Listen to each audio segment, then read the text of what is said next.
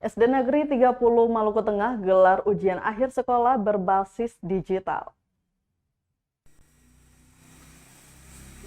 Berbeda dari sekolah lainnya, Sekolah Dasar Negeri atau SDN 30 Maluku Tengah menggelar ujian akhir sekolah atau UAS berbasis digital.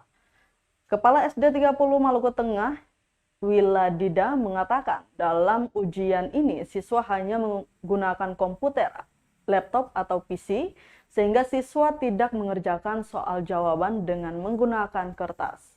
Dalam pelaksanaan ujian ini lanjutnya pihak sekolah mendapatkan dukungan penuh dari orang tua murid, di mana sejumlah perangkat laptop yang digunakan merupakan sumbangsi dari orang tua murid untuk melengkapi kekurangan ketersediaan sarana komputer milik sekolah. Wila menambahkan sampai hari kedua pelaksanaan ujian berjalan dengan baik, dengan tidak ada kendala. Selain itu, pelaksanaan ujian masih seperti sebelumnya, yakni masih tetap menerapkan protokol COVID-19, mulai dari mencuci tangan, mengukur suhu tubuh, menggunakan masker, dan juga menjaga jarak.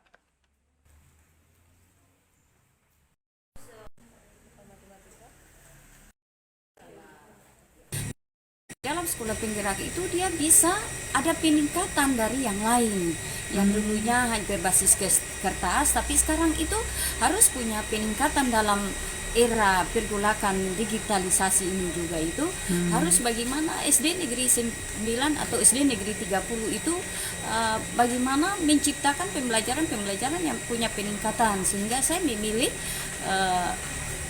ujian berbasis digital ini, sehingga salah satu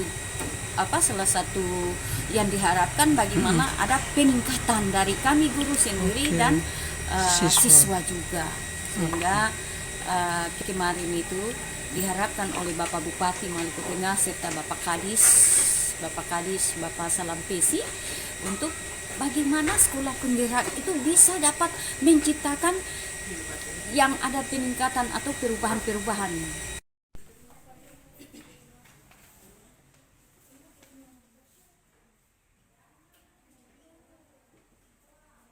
Terima kasih sudah nonton. Jangan lupa like, subscribe, dan share ya.